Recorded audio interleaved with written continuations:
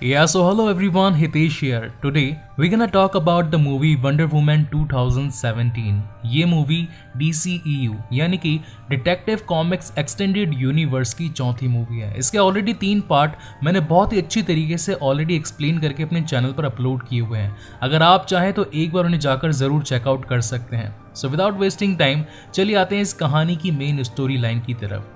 ये कहानी शुरू होती है पेरिस में, जहां हमें दिखाया जाता है एक म्यूजियम, जहां हमें दिखाई जाती है इस कहानी की लीड कैरेक्टर जिसका नाम है डायना प्रिंस।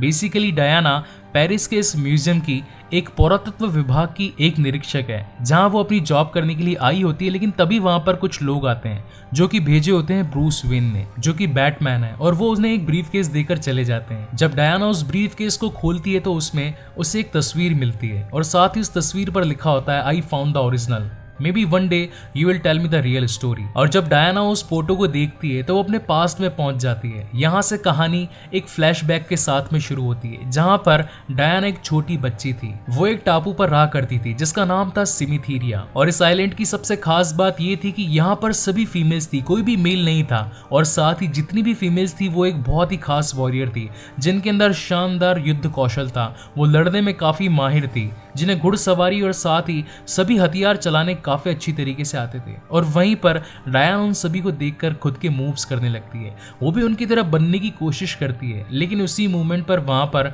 डायना की माँ, जो कि इस आइलैंड की रानी है, जिनका नाम है रानी हिपोलिटा, और वो उससे कहती है कि आखिर तुम यहाँ पर क्या कर रही हो? तुम्हें मैंने कितनी बार मना किया है कि तुम्हें यहाँ पर नहीं आना है, तुम्हें युद्ध कौशल से दूर रहना है, लड़ने की कला नहीं सीखनी है। लेकिन डायना पूछती कि आखिर क्यों, मुझे भी लड़ना सीखना है। तब वहां पर हिपोलिटा की बहन, जो कि इनकी सेना की सेनापति भी होती है, जिसका नाम होता है एंटोपी, वो भी वहां पर आ जाती है और वो कहती है कि आखिर तुम क्यों इसे मना कर रही हो। तब वहां पर हिपोलिटा कहती है कि ये इस पूरी की पूरा आइलैंड की सबसे छोटी बच्ची है और मैं इससे बहुत ज्यादा प्यार करती हूँ और मैं नहीं चाहती कि युद्ध कौशल को सीखे, इसलिए ये युद्ध से और साथ ही लड़ाई झगड़े से जितना दूर रहे उतना ज्यादा अच्छा। रात को एक बार फिर से डायना अपनी माँ हिपोलिटा से कहती है कि आखिर क्यों आप मुझे मना करती है? अगर आप मुझे लड़ना सीखना नहीं देगी तो ठीक है, मैं एक छोटा सा काम करती हूँ, मैं कभी भी किसी तीखी चीज से नहीं लड़ूंगी, जैसे कि तीर, भाले, तलवार। मैं हमेशा उस चीज को यूज करूंगी जैसे कि कोई शील्ड हो, जैसे कोई कवच हो, जिससे मैं लड़ना भी सीख जाऊंगी और साथ ही मेरी मन की इच्छा भी पूरी हो जाएगी। तब वहां पर हिपोलिटा कहती है कि लड़ने से और जंग से आज तक किसी का भला नहीं हुआ, हमेशा सभी का नुकसान हुआ है। आज मैं तुम्हें एक कहानी सुनाती हूँ। तो वहां पर डायना पूछती कि ये कहानी किसकी है? तब वहां पर हिपोलिटा कहती है ये कहानी है मेरे अपने लोगों की, ये कहानी है मेरे अतीत की। और तभी हिपोलिटा डायना को अपने अतीत में ले जाती है। वो उसे बताती है काफी समय पहले ईश्वर, जिनका नाम था ज़्यूस, उन्होंने इंसानों को बनाया और साथ ही ईश्वर और इंसान एक साथ अमन और चैन के साथ में रहा करते थे। उनके बीच में खूब प्यार था। इंसान जो कि एक दूसरे को काफी चाहते थे, लेकिन वही दूसरी ओर ज़्यूस का बेटा, जिसका नाम था एरिस, उसे ये इंसान बिल्कुल पसंद नहीं थे। जब भी वो देखता कि ये लोग काफी प्यार से रहते तो उसके मन में काफी गुस्सा भर जाता। इसीलिए उसने धीरे धीरे करके सभी लोगों का माइंड मैनिपुलेट करना शुरू कर दिया। उसने उन लोगों के मन में डर, गुस्सा और साथ ही नकारात्मकता भर दी, ताकि वो लोग आपस में एक दूसरे के दुश्मन बन जाएं। और धीरे धीरे करके एक टाइम ऐसा आया जब लोग एक दूसरे की जान के प्यासे बन गए थे। सभी ने एक दूसरे को जान से मारना शुरू कर दिया था। लेकिन जब ज़्यूस ने ये देखा तो ज़्यूस ने हमें बनाया ताकि हम इंसानी जाति में फिर से प्यार भर सकें, और हम इसमें सफल भी हुए। हमने काफी टाइम तक इंसानों को एक साथ रखने की कोशिश करी, लेकिन जब इस बात का पता एरिस को चल गया तो वो फिर से लौट आया। हम सभी ने उसका जमकर सामना किया, मगर हमारी शक्तियां उससे लड़ने के लिए काफी नहीं थी। तो हम ज़्यूस के पास फिर से गए, हमने ज़्यूस से मदद मांगी। तब ज़्यूस ने कहा कि ठीक है, मेरे काफी सारे देवता तुम्हारे साथ में आएंगे जो कि एरिस से लड़ने में तुम्हारी मदद करेंगे।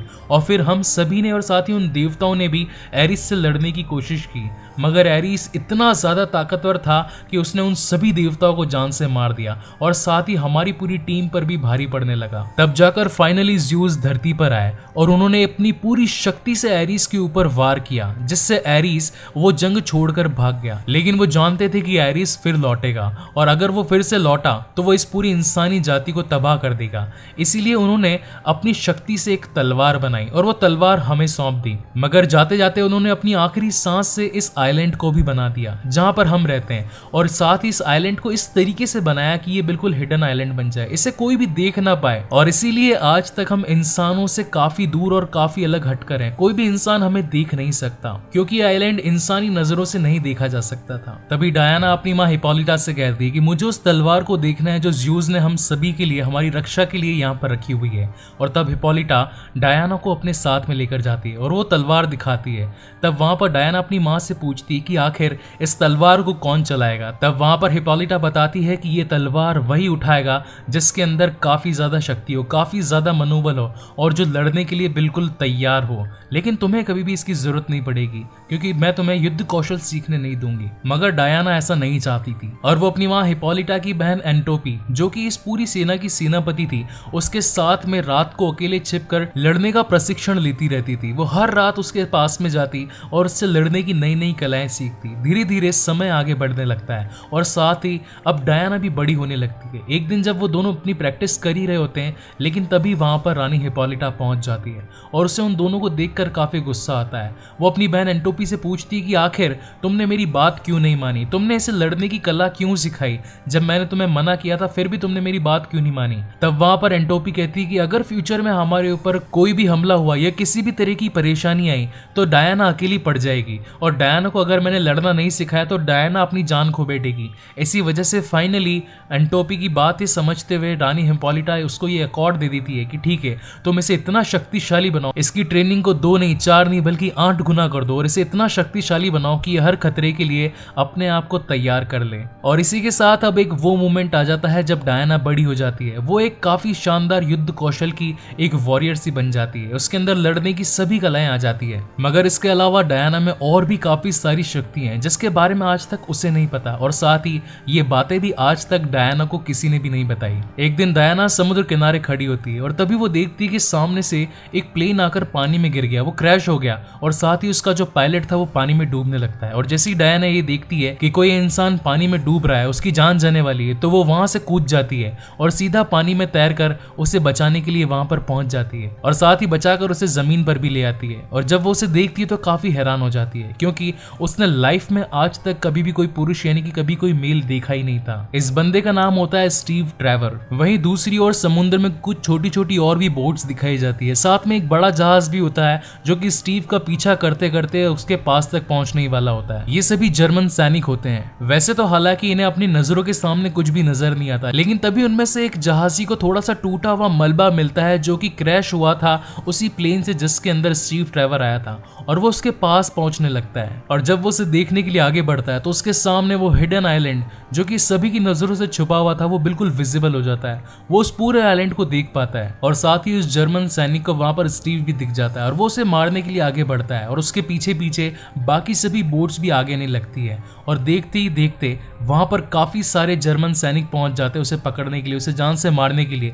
लेकिन तभी वहां पर पहुंच जाती है पूरी की पूरी उस सिमिथेरिया की टीम, वो पूरी की पूरी फीमेल फोर्स जो कि एक तरीके से वॉरियर होती है, जिनके पास में हालांकि बंदूक जैसा तो कुछ नहीं होता लेकिन तलवारें और ढालें खूब सारी होती है। और फिर शुरू होती है इस मूवी की one of the best fight, जहां पर पूरी फीमेल फोर्स उन जर्मन सैनिकों पर भारी पड़ती है और एक एक करके वो सभी को जान से मार देती है और वो उस सैनिक यानी कि स्टीव ट्रेवर को भी मारने के लिए आगे बढ़ते हैं। हालांकि इस लड़ाई में गोली लग जाती है एंटोपी को, जिसने कभी युद्ध कौशल सिखाया था डायना को, और जब डायना उसके पास पहुंचती है तब तक एंटोपी बच नहीं पाती, उसकी जान उसी मूवमेंट पर चली जाती है। इस बात से डायना काफी टूट सी जाती है। इसके बाद में वो पूरी फीमेल फोर्स स्टीव को बंदी बना लेती है और पूछती है कि आखिर तुम्हारा मिशन क्या है, तुम यहाँ पर क्यों आए हो। तब स्टीव बताता है कि मैं एक जासूस हूँ जो कि जर्मन के अंदर उन्हीं जर्मनियों के खिलाफ एक छोटे से मिशन पर था, और जब मुझे पता चला कि जर्मनी इस पूरी दुनिया के खिलाफ में एक जहरीली गैस बना रहा है जिससे लाखों करोड़ों लोग मर सकते हैं, तो इसी वजह से मैं उनकी एक डायरी लेकर भाग गया, जिस डायरी में उन सभी का फॉर्मूला और साथ ही काफी सारी खुफिया इन्फॉर्मेशन भी थी। इस गैस को बनाने वाली का नाम था डॉक्टर मेरू, जिसका खुद का फेस उस गैस की वजह से आधा खराब हो गया था, और वो ऐसा जनरल एरिक के कहने पर कर रही है ताकि ये दुनिया पूरी तरीके से एक दूसरे के खिलाफ हो जाए। दरअसल इस आइलैंड के बाहर वर्ल्ड वॉर 1 होने की पूरी तैयारी हो चुकी थी, जिसके बारे में रानी हिपोलिटा और साथ ही इस आइलैंड की फीमेल्स को कुछ भी नहीं पता था। स्टीव बताता है कि अगर मैं ये डायरी मेरे ब्रिटिश खुफिया विभाग को दे दूं तो हो सकता है कि ये वर्ल्ड वॉर 1 जिसकी तैयारियां बाहर शुरू हो चुकी है तो ये पूरी तरीके से टल जाए और साथ ही किसी मासूम की जान न जाए। इन सभी बातों को सुनने के बाद में डायना को ये लगने लगता है कि एरिस फिर से लौट आया है और वो चाहता है इस पूरी दुनिया के अंदर अशांति अभद्रता फैला दे ताकि सभी लोग एक दूसरे के खून के प्यासे हो जाए और एक दूसरे को खत्म कर दे। वो इन सभी को जान से बचाना चाहती है। उसे ऐसा लगता है कि ज़्यूस ने हमें इसी वजह से बनाया है। ज़्यूस ये चाहते थे कि हम सभी इंसानों को एक शांति प्रदान कर सके, एक ऐसी जिंदगी प्रदान कर सके जहां पर एक दूसरे से कोई भी न लड़े, और इसी वजह से वो स्टीव का साथ देना चाहती थी। डायना अपने मन में ये बात ठान चुकी थी कि उसे एरिस को मारना है, और साथ ही वो उसी रात को अपनी पूरी लड़ाई की पोशाक में यानी कि अपनी पूरी वॉरियर फॉर्म के अंदर आ जाती है। अपनी पूरी तैयारी कर लेती है एरिस को जान से मारने की, और साथ ही अपनी चमकीली रस्सी और उस तलवार को भी अपने साथ में ले लेती है जो कि ज़्यूस ने उनके लिए भेजी थी, और वो उसे लेकर स्टीव के साथ में वहां से भागने की तैयारी करती है। मगर उसी मोमेंट पर वहां पहुंच जाती है रानी हिप्पोलिटा, और वो डायना से कहती है कि अगर तुम एक बार यहाँ से गई तो वापस दोबारा कभी लौट कर नहीं आ पाओगी। तब वहां पर डायना अपनी माँ से कहती है कि वैसे भी यहाँ पर रुककर भी मैं क्या करूंगी, इंसानी जाति खतरे में है और हमारा निर्माण ही इंसानी जाति को बचाने के लिए हुआ है, इसलिए मैं जाऊंगी और उन सभी को बचाऊंगी। तब वहां पर हिप्पोलिटा कहती है कि इंसानी जाति हमारे लिए नहीं बनी, वो तुम्हें कभी समझ नहीं पाएगी। लेकिन डायना के मन के इरादे काफी मजबूत थे। वो कहती है कि मैं हर मुश्किल से लड़ने के लिए तैयार हूँ, और ये कहकर वो स्टीव के साथ में एक छोटी सी नाव के साथ में वहां से निकल जाती है, और दोनों अगले दिन पहुंच जाते हैं लंदन। लंदन पहुंचने के बाद में स्टीव अपने उच्च अधिकारियों के पास में जाता है उसी किताब को लेकर जो कि उसने जर्मन लोगों से चुराई थी, और जब वो इस किताब को खोलकर देखते तो उन्हें पता चलता है कि इस किताब के अंदर 2 अलग अलग भाषाओं का प्रयोग किया गया है जो कि काफी पुरानी भाषाएं हैं। मगर डायना भी तब वहीं पर खड़ी थी और वो उसे कहती है कि ये किताब मुझे दो, और जब डायना उस किताब को खोलकर देखती है तो वो बताती है कि इसके अंदर 2 अलग अलग भाषाएं हैं जिसका नाम है ऑटोमन और साथ ही सुमेरियन। दरअसल डायना हजारों भाषाएं बोल सकती है, उसके पास में काफी ज्ञान है, उसकी दिमागी शक्ति इतनी है कि वो किसी भी भाषा को देख सुन समझ और महसूस कर सकती थी। डायना उन सभी के लिए उस पूरी किताब को डिकोड करती है, वो सारी इंफॉर्मेशन उन्हें देती है कि उस डायरी में लिखा था कि वो एक जहरीली गैस बना रहे हैं और वो इस जहरीली गैस का प्रयोग अपने बॉर्डर पर करेंगे जहां पर काफी सारे सैनिक होते हैं। जब बड़े ऑफिसर्स को ये पता लगता है कि जर्मन हम सभी के सैनिकों को जान से मारना चाहता है, एक ऐसी गैस छोड़ देना चाहता है जिसकी वजह से सारे के सारे सैनिक मारे जाएंगे, तो वो सोचते हैं कि क्यों ना हम जर्मन के उच्च अधिकारियों से बात करें। लंदन वाले सोचते हैं कि हम अगर जर्मन के लोगों से बात करें तो शायद इसका कोई निदान समझ में आ जाए, हम दोनों के बीच में जो लड़ाई होने वाली है शायद वो रुक जाए। लेकिन तभी वहां पर पहुंच जाता है स्टीव और वो कहता है कि आप मुझे एक मौका दीजिए, मैं चाहता हूं कि मैं वहां पर जाऊं, उस अड्डे पर पहुंचूं जहां पर ये पूरी जहरीली गैस बन रही है और उस जगह को पूरी तरीके से तबाह कर दूं ताकि वो लड़ाई कभी हो ही ना पाए। मगर उसके सीनियर ऑफिसर उसे ऐसा करने से मना कर देते हैं, वो नहीं चाहते थे कि स्टीव वहां पर जाए और ऐसा करे। इस बात से डायना को भी काफी गुस्सा आ जाता है क्योंकि उसे ऐसा लग रहा था कि एरिस अपनी पूरी तैयारी में है और अगर हमने तैयारी नहीं की तो वो अपने मंसूबों में कामयाब हो जाएगा। मगर उस मोमेंट पर स्टीव सिचुएशन को समझता हुआ वहां से डायना को ले जाता है और उसे समझाता है कि ये बड़े उच्च अधिकारी है, ये आपस में एक दूसरे के साथ बात कर पूरी सिचुएशन को हैंडल कर लेंगे। लेकिन तभी वहां पर डायना कहती है कि नहीं, इनके बीच में ऐसा नहीं होगा, एरिस बहुत ही ज्यादा खतरनाक है और वो किसी की बात नहीं सुनेगा, वो सिर्फ मौके की तलाश में बैठा है और जैसे उसे मौका मिलेगा वो हम सभी को जान से मार देगा। बेसिकली डायना ने ये मान ही लिया था कि इस जंग का और कोई सरदार नहीं बल्कि ज़्यूस का बेटा एरिस ही है। वहीं दूसरी ओर जर्मनी के एक कैंप में डॉक्टर मैरी को दिखाया जाता है जो कि उन्हीं जहरीली गैसों के ऊपर काम कर रही होती है और उसने एक ऐसी गैस बनाई थी जो किसी भी ह्यूमन को सुपर ह्यूमन में बदल सकती थी। और तभी उसके पास में वहां के जर्मन जनरल एरिक आते हैं और एरिक उससे पूछते हैं कि क्या तुमने उस जहरीली गैस को बना लिया जिस पर हम काफी दिनों से अपने एक्सपेरिमेंट कर रहे थे। तब वहां पर डॉक्टर मेरू कहती है कि हाँ, आखिरकार मैं उस गैस को बनाने में कामयाब हो ही गई। और तभी वो जनरल एरिक के सामने एक कैप्सूल रखती है, वो उस कैप्सूल को देखकर काफी खुश होता है और जैसे ही मेरू उस कैप्सूल को तोड़ती है तो उसके अंदर से कुछ धुआं सा निकलता है, गैस से निकलती है और जैसे ही एरिक उस गैस को सूंघता है तो उसके अंदर काफी ज्यादा सुपर ह्यूमन स्ट्रेंथ आ जाती है और इसी के साथ मेरू अपनी उस गैस को बनाने में कामयाब भी हो जाती है। वहीं दूसरी ओर डायना और साथ ही स्टीव उस जगह पर पहुंच जाते हैं जहां पर जर्मन और ब्रिटिश के सभी सैनिक होते हैं। उस जगह का नाम होता है नो मैंस लैंड।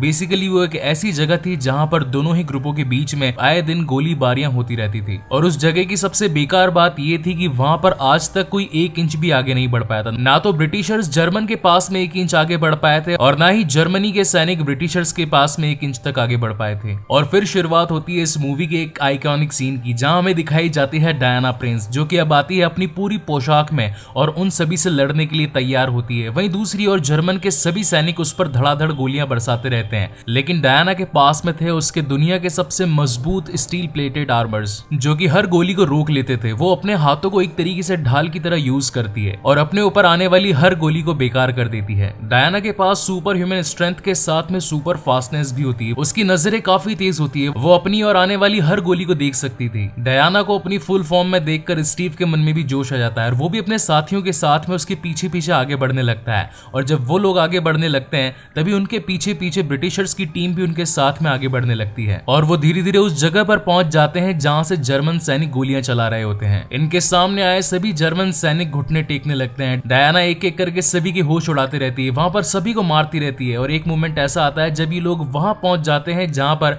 जर्मन सैनिकों ने वहीं के कुछ गांव के लोगों को बंदी बना रखा था। और एक और तगड़े फाइट सीक्वेंस के बाद में फाइनली डायना उन सभी दुश्मनों को मार देती है, उन सभी को हरा देती है, जिससे उन सभी को फाइनली आजादी मिल जाती है। और इसी बात से वो गांव वाले काफी खुश भी होते हैं। वो गांव वाले उन सभी को ब्लेसिंग्स भी देते हैं। वहां मौजूद एक आदमी कहता है कि इस शानदार कारनामे के बाद में एक फोटो तो बनती है और तभी वहां पर उनकी एक फोटो क्लिक होती है जिसमें स्टीव ट्रेवर, डायना प्रिंस और साथ ही उनके 3 साथी भी होते हैं। और बेसिकली ये वही फोटो होता है जो आज प्रेजेंट टाइम में ब्रूस वेन ने डायना को भेजा था। मगर तभी कुछ जर्मनी के सैनिक वहां पर एक जहरीली गैस का गोला छोड़ देते हैं जिससे कि आजू बाजू हर जगह पर वो जहरीली गैस फैल जाती है और उस गैस के फैलने की वजह से वहां मौजूद गांव के लोग भी जान से मारे जाते हैं। और जब तक डायना वहां पर पहुंचती तब तक काफी देर हो चुकी थी। वहां पर कई सारे लोगों की लाशें बिछ चुकी थी और वो इनका दोषी अपने आप को मानती। वो सोचती कि अगर मैं समय से पहले एरिस तक पहुंच चुकी होती तो आज इन सभी लोगों को अपनी जान से हाथ ना धोना पड़ता। तभी वहां पर स्टीव आ जाता है और उसे समझाता है कि इसमें तुम्हारी कोई भी गलती नहीं है,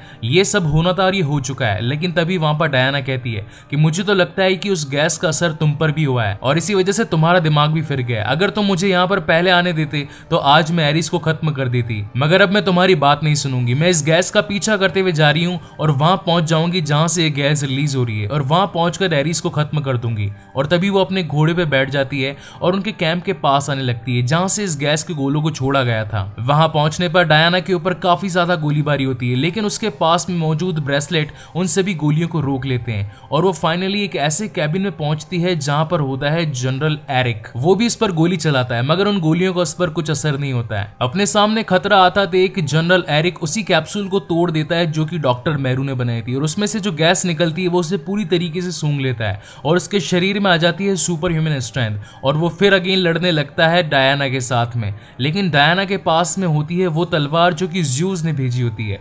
ज़्यूस ने उस तलवार को बनाया था ताकि वो एरिस को मार सके और जब डायना उसे समझती है कि वो एरिस है तो वो अपनी तलवार से उसका सामना करती है और फाइनली अपनी तलवार उसके सीने में डालकर कहती है आज संसार को दुख और तकलीफों से मुक्ति मिल जाएगी और वहीं पर उसका विनाश कर देती है और साथ ही साथ उस अभियान को भी खत्म करती हूँ जो कि ज़्यूस ने हमें दिया था। जनरल एरिक को जान से मार देने के बाद में डायना को ये लगने लगता है कि उसने युद्ध के देवता यानी कि गॉड ऑफ वॉर एरिस को जान से मार दिया और उसे एक संतुष्टि, एक सेटिस्फैक्शन मिलता है। और तभी वहां पर आ जाता है उसका फ्रेंड यानी कि स्टीव ट्रेवर और उससे कहता है कि ये जंग अभी भी खत्म नहीं हुई। गैस के बहुत सारे गोले जो कि एक प्लेन अपने साथ में लेकर उड़ रहा है, अगर उसने वो गोले जमीन पर गिरा दिए तो काफी सारी ह्यूमैनिटी, काफी सारे लोगों की जाने जाएगी। लेकिन तब वहां पर डायना कहती कि ऐसा नहीं हो सकता। हमने हमेशा ये पढ़ा है कि जब उनका देवता, जब उनका सरदार मर जाता है तो सब कुछ शांत हो जाता है, उन सभी के माइंड ठंडे पड़ जाते हैं। लेकिन तुम मुझसे गलत कह रहे हो। लेकिन तब स्टीव कहता है कि मुझे पता नहीं कि एरिस है या नहीं है, मुझे ये पता है कि बस वो हवाई जहाज जा रहा है और उसके साथ में बहुत सारे जहरीली गैस के गोले हैं। मुझे तुम्हारी मदद की जरूरत है। अगर तुमने मेरी मदद नहीं करी तो वो हवाई जहाज बहुत सारे गैस के गोले इस धरती पर गिरा देगा जिससे कई सारे मासूमों की जान चली जाएगी। मगर तब डायना उसकी बातों को समझ नहीं पाती क्योंकि वो अभी भी अपने पुराने स्टेट ऑफ माइंड में होती है और वो ये कहती है कि तुम्हें तो बस अपने मतलब से काम है, तुम लोग मतलबी हो। मेरी माँ ने सही कहा था कि इंसानों को हमारी मदद राज नहीं आएगी, वो सिर्फ मतलब के लोग हैं। और डायना की ये बातें सुनकर स्टीव उसे छोड़कर खुद ही उस हवाई जहाज की ओर निकल जाता है जिसके अंदर गैस के गोले होते हैं। मगर ये सारी बातें पीछे खड़ा एक शख्स और सुन रहा होता है जो और कोई नहीं बल्कि स्टीव का ही बॉस होता है जिसका नाम होता है sir Patrick. Basically sir Patrick UK के उच्च अधिकारी होते हैं लेकिन फिर भी वो यहाँ जर्मन के कैंप में मौजूद होते हैं। इस बात को देखकर डायना काफी शॉक्ड हो जाती है और तभी सर पैट्रिक उसके पास में आते हैं और उसे कहते हैं कि तुम्हारी माँ ने सच कहा था कि यह इंसान हमारी मदद के लायक नहीं है, ये लोग स्वार्थी हैं, लालची हैं, एक दूसरे की जान के प्यासे हैं। और तभी डायना ये समझ जाती है कि ये सर पैट्रिक नहीं बल्कि यही असली एरिस है और वो अपनी वही तलवार निकाल लेती है जो कि ज़्यूस ने उनके लिए बनाई थी और वो उसका सामना करने लगती है और वो जैसे ही अपनी तलवार से उसके ऊपर वार करती है तभी सर पैट्रिक अपना हाथ आगे करता है और उसकी शक्तियां इतनी ज्यादा होती है कि जैसे ही तलवार उसके हाथ से टकराती है वो बिल्कुल इवापोरेट हो जाती है, वो बिल्कुल गायब सी हो जाती है। इस बात को देखकर डायना एकदम शॉक्ड हो जाती है। उसे लगता था कि ये तलवार तो ज़्यूस ने बनाई थी देवों का अंत करने के लिए, गॉड ऑफ वॉर को जान से मारने के लिए, लेकिन ये तलवार एकदम से गायब कैसे हो गई। तब वहां पर एरिस बताता है कि ज़्यूस ने उस तलवार को नहीं, ज़्यूस ने एक्चुअली तुम्हें बनाया था हम सभी का खात्मा करने के लिए, और मैंने तुम्हें उस टाइम ही देख लिया था जब पहली बार तुम मेरे कैबिन में आई थी। मैं चाहता था तुम्हें जान से मार देता, मगर मैंने तुम्हें जान से नहीं मारा। मैं चाहता था कि मैं तुम्हें वो मंजर दिखाऊं जहां पर लोग एक दूसरे से लड़ रहे हो। तो डायना कहती है कि आखिर तुम सब ये क्यों कर रहे हो, तुम ऐसा करने के बाद में क्या मिलेगा, तुम क्यों आपस में लोगों को एक दूसरे से भिड़वा रहे हो। तब वहां पर एरिस कहता है कि मैंने एक दूसरे से कभी किसी को नहीं लड़वाया, मैंने तो बस उनके मन में बम बनाने, चाकू बनाने और साथ ही जहरीली गैस बनाने के फॉर्मूलाज को उनके कान में फुसफुसाया था। बाकी इन सभी ने आपस में लड़ने की ठान ली, क्योंकि ये इंसान लालची, मतलबी और खुदगर्ज हैं। डायना, मैं चाहता हूं कि तुम अपनी शक्ति को यूं ही वेस्ट ना करो, मैं चाहता हूं कि तुम मेरे साथ मिल जाओ। और वहीं पर एरिस अपनी शक्तियों के साथ में डायना को एक विजन दिखाता है। वो दिखाता है कि किस तरीके से दुनिया पूरी तरीके से नष्ट हो रही है, और साथ ही वो उसे ये भी बताता है कि अगर तुम मेरे साथ में मिल जाओ तो हम इस पूरी दुनिया को बिल्कुल तबाह कर देंगे और एक नई दुनिया खड़ी करेंगे, जहां पर अच्छे लोग होंगे, जिनके माइंड साफ होंगे, जो कि हमारी पूजा करेंगे। मगर डायना काफी चालाक थी और वो उसके विजन से निकल जाती है, और उसे फाइनली समझ में आ जाता है कि एरिस मेरे माइंड को मैनिपुलेट करने की कोशिश कर रहा है। और फिर शुरू होती है इस कहानी की सबसे खतरनाक लड़ाई, जो कि होती है एरिस और साथ ही डायना के बीच में। अब एरिस अपने फुल फॉर्म में आ जाता है, अपने असली रूप में आ जाता है डायना से लड़ने के लिए। डायना अपनी पूरी शक्ति का उपयोग करती है उसे जान से मारने के लिए, और उन दोनों के बीच में एक बहुत ही शानदार आइकॉनिक बैटल हमें दिखाया जाता है। लेकिन जब वहां पर एरिस अपनी शक्ति से प्रहार करता है तो वहां पर बहुत ही जोर का बॉम्ब ब्लास्ट हो जाता है। उस ब्लास्ट के चलते वहां से डायना काफी दूर जाकर गिरती है। उसे वहां पर गिरा देखकर स्टीव भी वहां पर पहुंच जाता है, और स्टीव उसे कहता है कि यहाँ से एक प्लेन जाने वाला है जिसके अंदर गैस के काफी बड़े बड़े गोले हैं। तब वहां पर डायना कहती है कि तुम सब कुछ मुझ पर छोड़ दो, मैं सब कुछ संभाल लूंगी। लेकिन तब वहां पर स्टीव कहता है कि तुम सब कुछ नहीं संभाल सकती, मैं चाहता हूं कि इस प्लेन को मैं रोकूं और तुम इस पूरी दुनिया को बचाओ, क्योंकि एरिस को हम नहीं संभाल सकते, उसको संभालने की शक्ति सिर्फ तुम्हारे अंदर है। और वहां से स्टीव भागकर उस प्लेन की ओर जाने लगता है जिसके अंदर बहुत ही सारे जहरीली गैस के गोले होते हैं। डायना फिर से एरिस से लड़ना शुरू कर देती है, मगर एरिस काफी ज्यादा ताकतवर था, उसके पास में शक्ति थी चीजों को हवा में टेलीपोर्ट करने की। एरिस डायना को एक ऐसी जगह फेंक देता है जहां पर काफी ज्यादा लोहा होता है, और वो उस लोहे को पूरी तरीके से डायना के शरीर पर जकड़ सा देता है। और वहीं पर डायना को आसमान में एक प्लेन उड़ता हुआ नजर आता है, जिसके अंदर उसे दिखता है कि स्टीव भी उसी प्लेन के अंदर है। और थोड़ी ही देर बाद में स्टीव उस प्लेन को बॉम्ब से उड़ा देता है, जिससे कि इस दुनिया पर एक जो खतरा मंडरा रहा होता है, जो जहरीली गैस के गोले होते हैं, वो धरती पर गिरने से पहले ही आसमान में खत्म हो जाते हैं। लेकिन ऐसा करने पर स्टीव की जान भी वहीं पर चली जाती है। और जब डायना अपनी आंखों से ये सब देखती है तो उसे बहुत ही ज्यादा गुस्सा आता है। वो अपनी पूरी शक्ति का यूज करती है और उसके आसपास में जो लोहे के बंधन होते हैं वो उन सभी को तोड़ देती है और फिर से लड़ना शुरू कर देती है एरिस से। लेकिन तभी उनकी आंखों के सामने आ जाती है डॉक्टर मेरू, और तब एरिस बताता है कि ये वही लोग हैं जो कि आपस में एक दूसरे के खून के प्यासे, ये एक दूसरे को जान से मारना चाहते हैं, इनके मन में घृणा भरी है, तो मुझसे पहले ऐसे ही क्यों नहीं मार देती। और तब वहां पर गुस्से में आकर डायना एक बहुत ही बड़े टैंक को अपने हाथों से उठा लेती है और उसके ऊपर पटकने लगती है। लेकिन तभी उसके सामने स्टीव का एक विजन सा आ जाता है और स्टीव उसे कहता है कि तुम अच्छी हो, तुम्हें हमेशा अच्छाई का साथ देना चाहिए। बुरे लोग तो बहुत होते हैं लेकिन तुम्हारा काम है अच्छाई करना, तुम बुराई को अच्छाई से जीत सकती हो। और तभी वो उस टैंक को नीचे पटक देती है और डॉक्टर मेरू को जान से नहीं मारती और फिर से एरिस से लड़ना शुरू कर देती है। लेकिन हम जानते हैं कि एरिस भी ज़्यूस का बेटा होता है, उसके पास में भी बिजली की काफ़ी ज़्यादा शक्तियाँ होती है और वो तभी आसमान से बिजली को लाकर उसके ऊपर प्रहार करता है। लेकिन डायना भी ज़्यूस से ही बनी थी, क्योंकि ज़्यूस ने अपनी शक्तियों के साथ में ही डायना को बनाया था। और जब वो बिजली डायना पर आती है तो वो अपने हैंड के ब्रेसलेट के अंदर उन पूरी बिजलियों को एब्जॉर्व कर लेती है और फिर अपनी पूरी शक्तियों को जुटाकर एक शानदार प्रहार करती है एरिस पर, जिससे कि वो पूरी तरीके से मर जाता है। और इसी के साथ ये लड़ाई यहीं पर खत्म होती है। वहीं दूसरी ओर स्टीव के जो 3 दोस्त थे वो उसी कैंप में पहुंच जाते हैं और वहां पर एक बॉम्ब फिट कर देते हैं, जिससे कि वो पूरी की पूरी जगह ही वहां से फट जाती है और उसके अंदर जो गैस के गोले होते हैं वो भी पूरी तरीके से नष्ट हो जाते हैं। और फाइनली सारा माहौल शांत हो जाता है, सभी के मन में एक उम्मीद की लहर आ जाती है। और इसी के साथ एक जो जंग ब्रिटिशर्स और जर्मन के बीच में चल रही होती है वो जंग भी खत्म हो जाती है। सारे सैनिक अपने घर लौट आते हैं और घर लौट आने की वजह से हर घर में खुशहाली होती है, सभी के मन में खुशी का माहौल होता है। और फिर वापस से कहानी कहानी आ जाती है अपने प्रेजेंट टाइम में, जहां पर डायना उसी तस्वीर को देख रही होती है जो कि ब्रूस वेन ने उसके लिए भेजी थी। और इसी के साथ में डायना एक बात भी कहती है, वो कहती है कि हमारे अंदर दो चीजें मौजूद होती है, एक अंधेरा और एक उजाला। अब ये हम पर डिपेंड करता है कि हम उसमें से किस चीज का यूज करते हैं, हमारे उजाले की ओर या फिर हमारे अंधेरे की ओर। डायना ब्रूस वेन को एक मेल करती है और उसमें उसे थैंक्स कहती है, क्योंकि ब्रूस वेन ने उसे वो फोटो दी थी जिसके अंदर उसकी काफी सारी यादें बसी थी। और इसी के साथ ये शानदार मूवी यहीं पर खत्म होती है। इस मूवी के पोस्ट क्रेडिट सीन में हमें यह दिखाया जाता है कि डायना प्रिंस यानी कि वंडर वुमन अब तैयार है इस दुनिया पर आने वाले सभी खतरों से लड़ने के लिए। सो गाइज, आपको ये वीडियो कैसा लगा प्लीज मुझे लाइक और कमेंट करके जरूर बताइएगा। और अगर आपको मेरे वीडियोस पसंद आते हो तो अपनी फैमिली, फ्रेंड्स और रिलेटिव्स के साथ में इस वीडियो को जरूर शेयर कीजिएगा। इसके बाद में मैं DCEU का अगला पार्ट यानी कि जस्टिस लीग, जिसका आप बेसब्री से इंतजार कर रहे थे, उसे जल्दी लाने की कोशिश करूंगा। So again thank you so much guys for watching this video. मिलते हैं अगले वीडियो में।